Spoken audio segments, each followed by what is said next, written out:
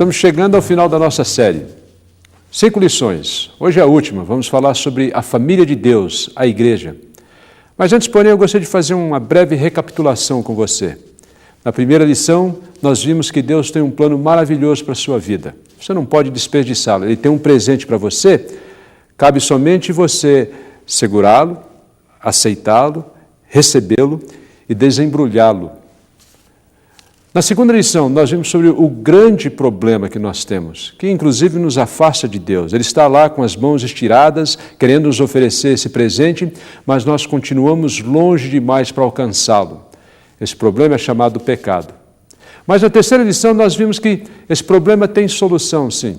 E essa solução é chamada Jesus.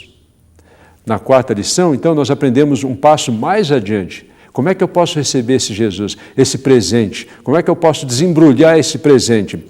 É você nascendo de novo, é você se unindo a esse Jesus na morte do seu eu através do batismo. Quando você é batizado, você está dizendo, eu quero morrer para o meu eu, para o meu egoísmo, a minha avareza, né, o meu velho eu, as manias, os hábitos, os vícios, para ser uma nova pessoa, muito melhor, cheio de alegria, inclusive, com Jesus, em Jesus.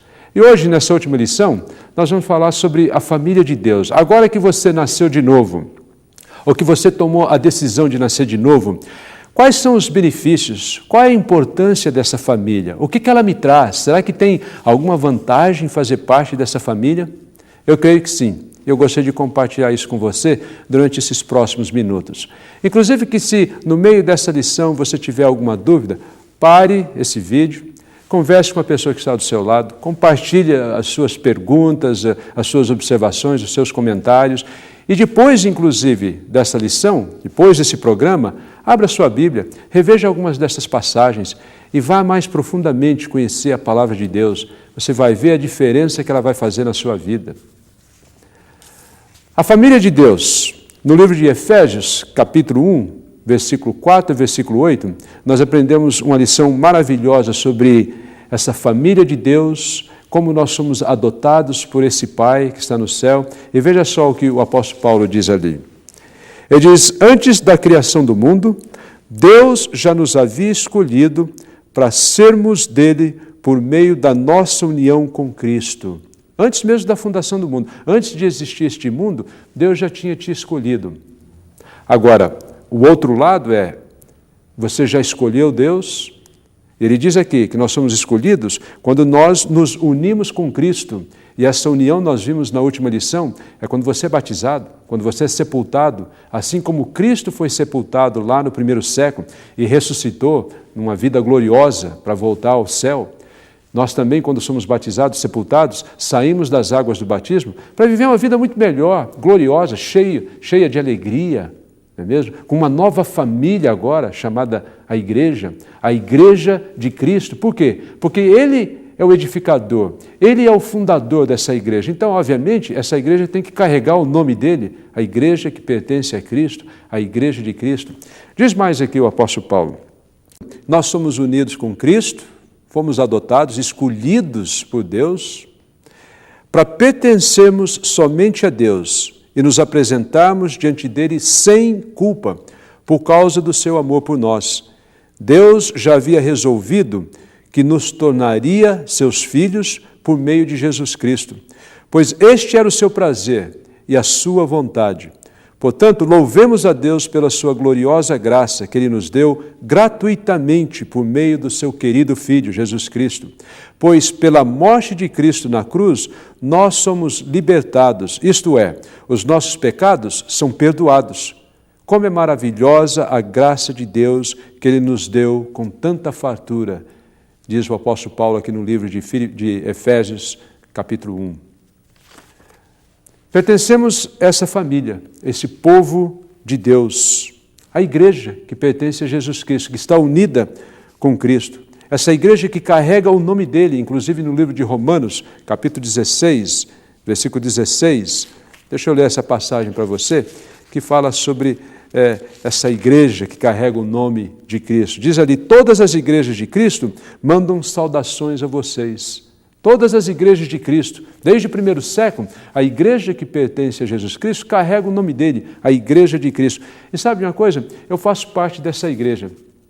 E são tantas perguntas que as pessoas fazem às vezes: onde é que fica a sede dessa igreja? Tem um presidente essa igreja? Quem é que manda nessa igreja? Tem um credo, alguma coisa assim? Eu gostaria de responder essas perguntas no decorrer desse programa, mas eu gostaria de falar agora sobre os benefícios, as vantagens que eu tenho e que você também vai ter fazendo parte dessa igreja. Benefício, vantagem número 1. Veja só, eu faço parte de uma família indestrutível.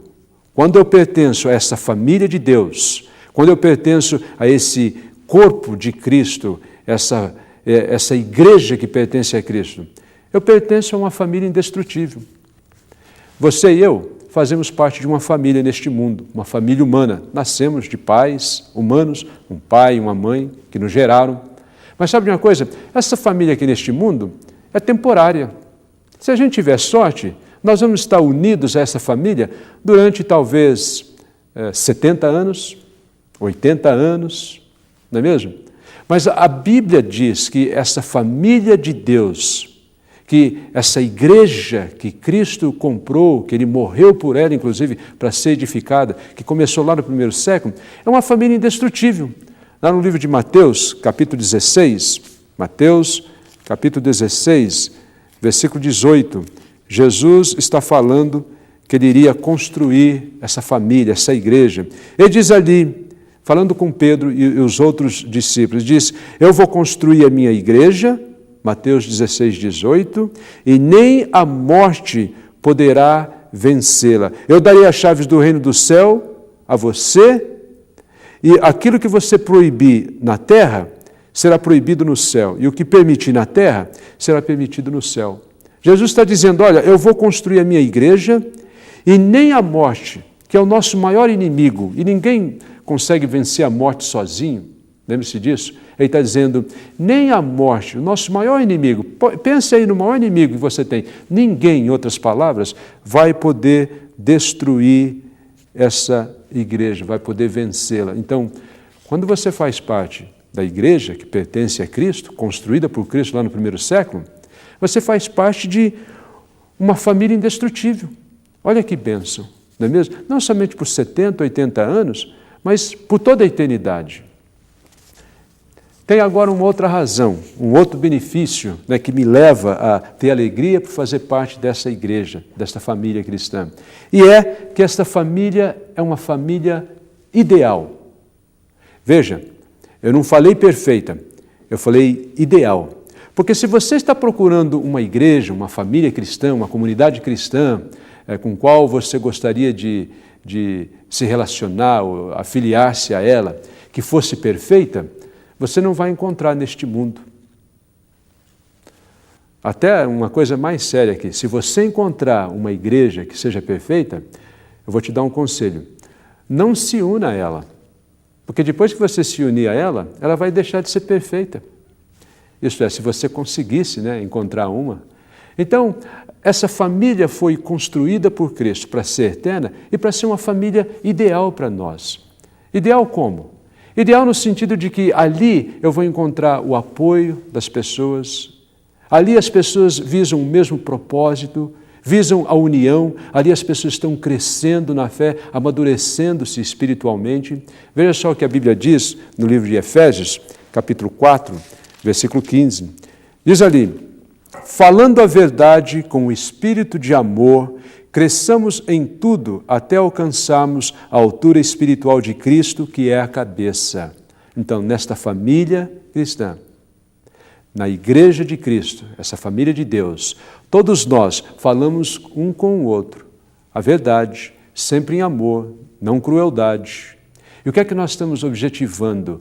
O crescimento de cada um, olhando para Cristo, para chegarmos a parecer mais e mais com Ele. Nós queremos nos conformar à imagem dele, de Jesus, ser mais e mais como Jesus é. Então, nessa família ideal, nós estamos crescendo.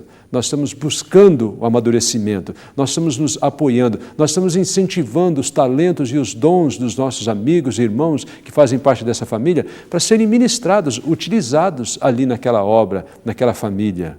Inclusive, que Jesus deixa para nós, nas Escrituras, não só nos Evangelhos, mas também nas cartas, pelo menos 51 mandamentos que nós devemos obedecer e seguir, amando um ao outro, consolando um ao outro. São os mandamentos uns aos outros. Você ama um ao outro, você consola um ao outro, você perdoa um ao outro, e tudo isso no espírito dessa família ideal. Não é uma família perfeita, mas é uma família que está olhando para Cristo, aprendendo dele, buscando ser mais e mais como ele. Uma outra vantagem e um outro grande benefício de fazer parte dessa igreja, da família de Deus, a Igreja de Cristo, é que você faz parte de uma família inclusiva. O que é uma família inclusiva? É uma família que não é exclusiva. Não depende do seu grau de estudo, não depende do seu nível social, do seu nível cultural, do seu histórico, de onde você veio, a cor da sua pele. Não depende de se você tem dinheiro ou não, se você mora num lugar suntuoso, luxuoso, ou se você vem de um casebre, um lugar bem humilde. Ali todos são acolhidos. No livro de Romanos, capítulo 15, a gente aprende o porquê ali. Romanos, capítulo 15, versículo 7, a Bíblia diz o seguinte ali para nós. Romanos 15, versículo 7. Portanto, aceitem uns aos outros para a glória de Deus, assim como Cristo aceitou vocês. Olha que beleza, não é mesmo? Essa família é inclusiva. Todos são incluídos, todos são acolhidos, todos são aceitos. Porque Cristo é aquele que dá as boas-vindas. A casa pertence a Ele, a igreja pertence a Ele. Ele é o presidente, somos apenas residentes. Então, todos são bem aceitos e acolhidos nessa família. E sabe uma coisa? Aquilo que nos une, a cola que nos une, não tem nada a ver com o humano, não tem nada a ver com o social, porque ali não é um clube. A cola que nos une é o amor de Cristo. Eu até gostaria de compartilhar sobre a minha conversão e como eu vim a fazer parte dessa família cristã, dessa Igreja de Cristo. Isso começou ali no ano de 1960. Meu pai, minha mãe não eram religiosos, tinham 6 filhos, eu sou o número 5, quase, o penúltimo ali, da galerinha. E aí então, um dia meu pai indo para o trabalho, ele percebeu na varanda de uma casa uma lousa, um quadro negro. E naquela lousa, naquele quadro negro, ali na frente daquela casa, havia um versículo da Bíblia escrito. Meu pai não era de igreja, ele não tinha assim muito contato com Bíblia nem nada, mas ele achou aquilo muito intrigante. E ele decidiu então, um dia, depois de ver aquilo repetidas vezes, todas as manhãs, quando ele ia ao emprego, aquela mesma lousa, com um versículo da Bíblia diferente, ele decidiu tocar a campainha para perguntar quem é que faz esse tipo de coisa, quem é que mora nessa casa, qual o objetivo disso? E saiu então um missionário, um homem, um pioneiro que havia saído inclusive lá dos Estados Unidos, da sua terra distante, longínqua, não é mesmo? Para vir para o Brasil, para compartilhar essa mesma fé, que fazia parte dessa mesma família de Cristo, essa Igreja de Cristo. Meu pai então perguntou para ele, qual é o seu objetivo em colocar esse versículo aqui nessa lousa? Ele disse, olha, eu sou um cristão, nas quintas-feiras nós nos reunimos aqui num pequeno grupo para estudar a Bíblia, fazemos parte de uma comunidade de Cristo, a Igreja de Cristo, e gostaria que você viesse para eu responder você, inclusive para você conhecer esse nosso grupo. Meu pai foi naquela quinta-feira, gostou, todo mundo tinha uma Bíblia, abriam uma Bíblia, estudavam, perguntavam, discutiam, trocavam ideias, cresciam com isso. E aí então, mais tarde, ele levou a minha mãe, todos os filhos, e eu tive esse privilégio de conhecer essa família de Cristo, a Igreja de Cristo, lá quando eu era bem pequenininho ainda, lá em 1960. E tem sido uma grande bênção para mim. A Igreja de Cristo, essa família cristã da qual eu faço parte, não tem uma sede. Não é em São Paulo, não é no Rio, não é nos Estados Unidos. Na realidade, nós nos reunimos em todo o mundo. Nós temos missionários que vão para toda parte, para os confins do mundo, da terra, pregando e compartilhando essa mesma fé. Aqui no Brasil, os primeiros missionários da Igreja de Cristo vieram ali por volta do ano de 1927, depois mais alguns na década de 30 e depois na década de 50. A primeira equipe missionária que veio para plantar uma igreja, iniciar um trabalho forte, veio para São Paulo, ali no ano de 1961. E daí em diante, essas comunidades, essa Igreja de Cristo, passaram a se multiplicar. E hoje nós estamos de norte a sul, leste a oeste, fazendo o quê? Qual é o nosso grande objetivo? É compartilhar essa fé que você tem ouvido durante essas semanas, nesses programas, é compartilhar o presente que nós recebemos de Cristo com você e com a sua família. Algumas pessoas que eu conheço, que não fazem parte ainda dessa família, têm perguntado para mim algumas coisas sobre a igreja. E deixa eu ler, inclusive, essas perguntas. Eles dizem o seguinte: neste mundo religioso, repleto de milhares de igrejas diferentes, em qual delas eu devo procurar a verdade espiritual, Antenor? E realmente a gente percebe que, assim, religiosamente falando, existe um vasto cardápio. E para algumas pessoas, igrejas são como restaurantes. Se eu estou com fome, por exemplo, de carne, um filé, um churrasco, eu vou para uma churrascaria. Se eu quero comer peixe, eu vou para uma peixaria. Se eu quero pizza, eu vou para uma pizzaria. E algumas pessoas equalizam religião com restaurante. Estou com fome disso, eu vou aqui ou ali. Mas não é bem assim que a Bíblia nos mostra a verdadeira igreja, a igreja que iniciou lá no primeiro século, a igreja que Cristo construiu morrendo, por ela, inclusive. Outras pessoas perguntam o seguinte: como é que eu posso identificar essa igreja da Bíblia? É possível, com tantas opções, fazer a decisão certa? E eu gostaria de responder essa pergunta que provavelmente você talvez tenha até dúvida aí na sua cabeça. Eu vou dizer o seguinte: é possível fazer sim a decisão certa, você tem que tomar cuidado, porque por menos poluída que seja uma igreja, doutrinariamente falando, você pode morrer por falta de ar, no sentido espiritual aqui. Por quê? Você recebe aquela poluição e ao invés de achar que está crescendo, aquela igreja está na realidade te sugando, em alguns lugares te explorando inclusive. Muito triste, não é mesmo? Bem, a Bíblia diz que a verdadeira cola desta igreja é o amor que leva à união. Então, como identificar essa igreja verdadeira, Antenor? Essa igreja de Cristo? É a igreja que ama, a igreja que une as pessoas e não que separa o marido da esposa, os pais dos filhos e um acaba ficando contra o outro. É uma igreja que une as pessoas, essa cola do amor. Mas também tem algumas outras coisas, alguns outros traços que podem ajudar você a identificar essa igreja. Deixa eu compartilhar aqui com você rapidamente. Primeiro avalie o começo da igreja. Se a igreja a qual você pertence hoje não pode traçar suas origens lá no Novo Testamento, lá no primeiro século, aquela igreja que foi estabelecida, construída por Cristo, iniciada ali no ano 33, no dia de Pentecoste. Então, assim, você tem que perguntar, será que eu estou na igreja certa? Será que é isso mesmo?